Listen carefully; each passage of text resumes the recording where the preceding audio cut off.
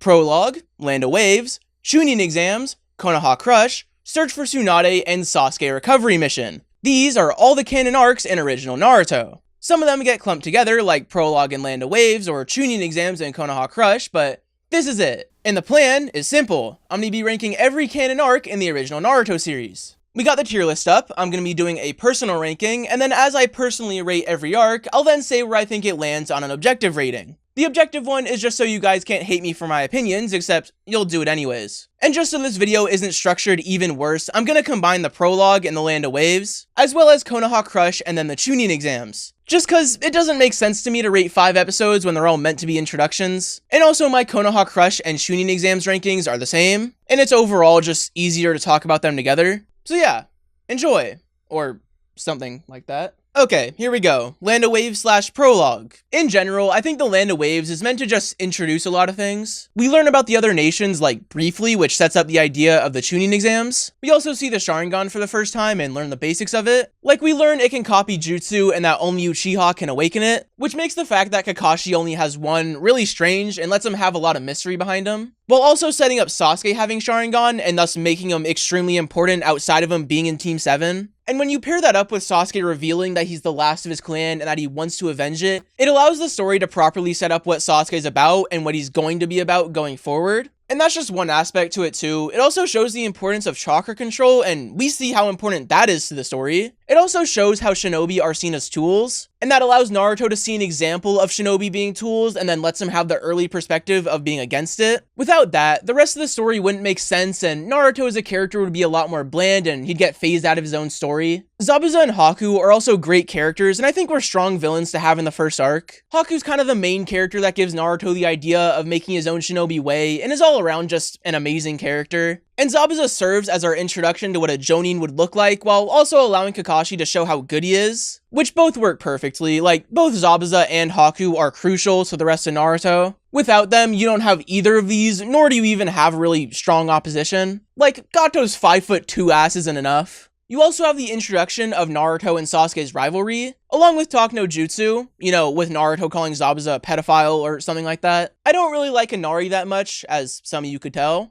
Tazuna's okay, he's fine. Sakura also gets sidelined really badly, and that plus her first impression is just not a good look. She's written so badly in the Land of Waves, the Chunin Exam saves her so hard. But other than those things, I think the other characters are good. Like I mentioned Zabuza and Haku of course, but you also have Kakashi making a strong first impression. And then also Naruto and Sasuke are amazing in this arc. Like, even with everything else being introduced, the rivalry is still a standout even though it's really only explored for like 2 episodes, maybe 3. I think the fights are a pretty big case of choreography not yet finding its footing. Like, each fight feels like big move after big move, especially with Kakashi vs Zabuza. The pacing is also not that good at times. I think we're on that bridge for like 6 episodes, and I don't think we need to be there that long. Also, because we're being introduced to so many things, it does feel like one big exposition machine at times. So I think I'm just gonna put the Land of Waves at C tier just for everything I mentioned. I still remember watching this arc for the first time. I have very distinct and very happy memories with it. But I think C is good. It's not me calling it mid, it's calling it good and nothing more. Even though,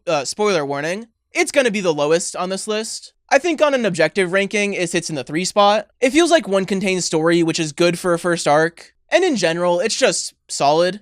Okay, Chunin Exams and Konoha Crush. I'll just tell you right away, this is going in S tier. When I think of OG Naruto, I think of this, mainly because it's half of the runtime, but also because it's the most memorable for me. Like, there's so much in this arc that's just peak. The first exam is kind of in my opinion, but I think it at least does a solid job at introducing all the other genin. It kind of acts as the tank of this arc, so the rest of this arc can further expand on what's newly introduced, which obviously makes it boring on its own, but it's useful in the long run. The Force of Death is really good. It finally gives Sakura some character growth. It also introduces Orochimaru, the Curse Mark, and Dosu, my goat, as well as giving us a more in-depth look at Lee as a character. The prelims are fucking peak. I think there's a couple bad fights, like Kankuro vs Mizumi is just kinda dead, Choji vs Dosu kinda just happens, and same with Temari vs Tenten. But there's also so many solid fights in here, like we have Cover Your Ears, Sakura vs Ino, but then also Neji vs Hinata, a goated fight, and Gaara vs Rock Lee, one of the best fights in all of Naruto. And who could forget Naruto vs Kiba?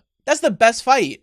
full stop. The training stage, in my opinion, is alright. I think Jiraiya is an okay character at this time, but not that good. Other than that, it just exists. The third stage goes fucking hard though. Neji vs Naruto is really good. Shikamaru vs Temari literally made Shikamaru my favorite character, while also making Temari seem like a cool character too. And then you have Sasuke vs Gaara, which is kinda underrated. And the attack itself is amazing on so many levels. You have Shino vs Kankuro, another very underrated fight. Shikamaru vs the Sound Ninja, another very underrated moment. Hiruzen vs Orochimaru. We're gonna look at this frame for a second. And then obviously Naruto vs Gaara, another fight that could be in the running for top 3 fights in all of Naruto. And everything I mentioned so far, it's just like back to back, it doesn't stop. There's so many great characters introduced here, like Lee and Gaara and Orochimaru and even Dosu. Again, my GOAT. I could make like a whole 2-hour video about this arc. I almost did. I think the only real problem with it is its pacing. Like, it's pretty long. It's in multiple stages, but still. It's 59 episodes. It's episode 20 to 80, with 26 being filler. And it's not like there's episodes where nothing happens. It's more like episodes just tend to stretch itself thin. Like, sometimes certain moments take forever, and if someone who isn't fully hooked is watching this, they might lose any interest they had. Like, there's even a joke about how many times we see this frame, and that joke didn't come out of nowhere. I complain about the pacing a lot in overanalyzing Naruto, so if you want to see that, I'll link a playlist in the description.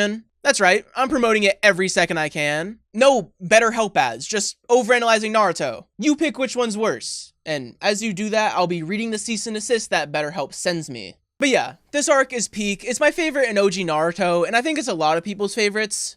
S tier. On an objective ranking, I do actually think it's the second best, and now with that information, you know which one's first. And it's not this one. I have Search for Tsunade last on an objective rating, but personally, a B tier. This arc gets skipped over a lot. I think people forget about it, and I guess I'm not doing it much justice here. I'm not really going to talk about it for long. In my opinion though, it doesn't really do anything wrong. It just happens to have really good competition. Like, it is after Chunin exam / Konoha Crush, and it is before Sasuke recovery mission. It had no chance. But like, Itachi and Tsunade are both introduced. Itachi gives an amazing impression while Tsunade grows a ton within like 4 episodes. And Tsunade making this decision is really good. I love how it's shown, and we see her struggle really well. Tsunade fighting Kabuto and Orochimaru too is also pretty underrated. Naruto also learns Rasengan here, like that's peak. Like, this whole arc is so underrated, even if it's the worst. It's B, like I said. I think if Search for Tsunade was in like,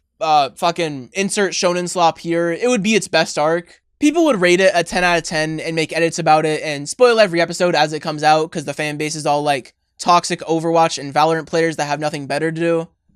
Luca's a top 500 Roadhog, by the way. Okay, last arc. Sasuke recovery mission. Obviously at this point, you know it lands objectively as the best arc in OG Naruto, but I'm also gonna put it in S. It is just kinda peak. Like, it's hard to say where there's a weak point here. I think every fight, at the very least, is solid. Side characters like Choji and Kiba get to be in the spotlight, and I think they both at least use it well. Not to mention Neji has an amazing fight, Shikamaru has an amazing fight, Lee is back, which is really cool, and the Sand siblings show up at the perfect time. It's peak. And the Sound Ninja 4, technically 5, are also really good. Tayuya is stupid underrated, Kimimaro is kinda goated. The only bad Sound Ninja is fucking fat-ass Chujirobo. But even that's arguable, like, he still does something. It's paced really well, and oh my god, Naruto vs Sasuke Part 1? Arguably the best fight in all of Naruto. I'm not saying I have that opinion, but it's up there. It's at the very least in the running for top 3 Naruto fights ever, and it feels like the pieces that were set up in earlier arcs are just falling perfectly into place. Like, this is where the story can just be peak. There's no exposition and nothing needing to be fully introduced. It's like, this is what we have, and we're going. I don't like it as much as the Chunin exams, of course, but I think it's one of those arcs where if you say it's your favorite, no one's gonna look at you weird. So it's an S. The one spot. Peak. Shout out Sasuke's mom. So yeah, this is the list. It's a short one. It's only got 4 things on there, but fucking deal with it. I'm gonna have more Naruto tier lists coming soon, like a character one and other ones, maybe. I didn't write an outro. I'll admit it. If you want to support me more than just watching this video, you can become a member on Patreon. And yeah, I spelt Sasuke as Asuke for like half the script, and it was really confusing.